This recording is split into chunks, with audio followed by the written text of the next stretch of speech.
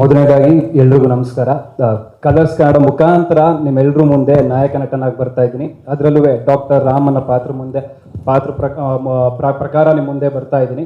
ತುಂಬ ಖುಷಿ ಇದೆ ಫಸ್ಟ್ ಟೈಮ್ ಒಂದು ಹೀರೋ ಆಗಿ ಮಾಡ್ತಿರೋದು ಒಂದು ಸೀರಿಯಲ್ಲಿ. ನನ್ನ ಪಾತ್ರದ ಬಗ್ಗೆ ಹೇಳಬೇಕು ಅಂದರೆ ಜಾಸ್ತಿ ಇಂಟ್ರೋವರ್ಟ್, ಜಾಸ್ತಿ ಮಾತಾಡಲ್ಲ ಯಾರ ಜೊತೆನೂ, ತಾಳ್ಮೆ ಅಂತ ಇರೋ ವ್ಯಕ್ತಿ.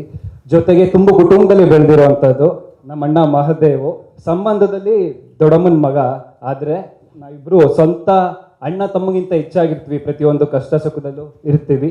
ಜೊತೆಗೆ ನನ್ನ ದೊಡ್ಡಮ್ಮನ ಆಸೆ ಅಂತ MBBS ಮುಗಿಸ್ಕೊಂಡು ನಮ್ಮದೇ ಹಳ್ಳಿಯಲ್ಲಿರೋ ಪಕ್ಕದಲ್ಲೊಂದು ಸಿಟಿಲಿ ಡಾಕ್ಟರ್ ಆಗಿ ವರ್ಕ್ ಮಾಡ್ತಾ ಇದ್ದೀನಿ. ನನ್ನ ಮೇಯ್ನ್ ಗುರಿ ಬಂದು ನಮ್ಮ ದೊಡ್ಡಮ್ಮನ ಆಸೆ ಅಂತೆ ನಮ್ಮ ಹಳ್ಳಿಲಿ ಒಂದು ಹಾಸ್ಪಿಟಲ್ ಕಟ್ಟಬೇಕು, ಅದರಲ್ಲೂ ಕಷ್ಟ ಇರುವಂಥ ಜನರಿಗೆ ಉಚಿತವಾಗಿ ಆರೋಗ್ಯ ಕೊಡಬೇಕು, ಇಲ್ಲ ಒಂದು ಉಚಿತವಾಗಿ ಚಿಕಿತ್ಸೆ ಕೊಡಬೇಕು ಅನ್ನೋದು ನನ್ನ ಗುರಿ.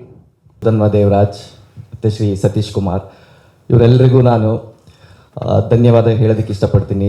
ಏನಕ್ಕೆ ಅಂತಂದರೆ, ನನಗೆ ಈ ಪ್ರೇಮ ಕಾವ್ಯ ಅನ್ನೋ ಒಂದು ದೊಡ್ಡ ಪ್ರಾಜೆಕ್ಟ್ ನನ್ನ ನಂಬಿ ನನ್ನ ಕೈ ಕೊಟ್ಟಿದ್ದಾರೆ. ಸೊ ಅದನ್ನು ನಾನು ಉಳಿಸ್ಕೊತೀನಿ ಅನ್ನೋ ಒಂದು ಕಾನ್ಫಿಡೆನ್ಸ್ ನನ್ನಲ್ಲಿದೆ. Thank you entire Colors team. Next Prema Kavya ಬಗ್ಗೆ ಹೇಳೋದಾದರೆ, ಪ್ರೇಮ ಕಾವ್ಯ ಇದೊಂದು ಅದ್ಭುತವಾದ ಪ್ರೇಮ್ ಕಹಾನಿ. ಇದು ನಾನು ಕತೆ ಚೆನ್ನಾಗಿದೆ, ಹಾಗೆ ಹೀಗೆ ಡಿಫ್ರೆಂಟ್ ಆಗಿದೆ ಅಂತ ಏನು ಬಿಲ್ಡಪ್ ಕೊಟ್ಟು ಹೇಳೋದಿಲ್ಲ. ಇದರಲ್ಲಿ ಕ್ಯಾರೆಕ್ಟರ್ಸು ಮತ್ತು ಕ್ಯಾರೆಕ್ಟರೈಸೇಷನ್ನು ತುಂಬ ಚೆನ್ನಾಗಿದೆ. ಈ ನಮ್ಮ 4 ಮುತ್ತು ರತ್ನಗಳು ನಾವು ಅಂದ್ಕೊಂಡಿರೋ ಕ್ಯಾರೆಕ್ಟರ್ಗಳಿಗೆ ತುಂಬ ಜೀವ ಕೊಟ್ಟಿದ್ದಾರೆ. ನೀವೇ ನೋಡಿದ್ರಿ ಆನ್ ಸ್ಕ್ರೀನಲ್ಲಿ ಎಷ್ಟು ಅದ್ಭುತವಾಗಿ ಅವರವರ ಪರ್ಫಾರ್ಮೆನ್ಸ್ ನಿಭಾಯಿಸಿದ್ದಾರೆ. They are very dedicated and very professionals.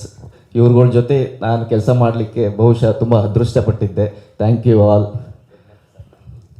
ಕೊನೆಯದಾಗಿ, ನಾವೇನೋ ಟೈಮು, ಎನರ್ಜಿ, ದುಡ್ಡು ಹಾಕಿ ಒಂದು ಪ್ರಾಡಕ್ಟ್ ರೆಡಿ ಮಾಡ್ತೀವಿ.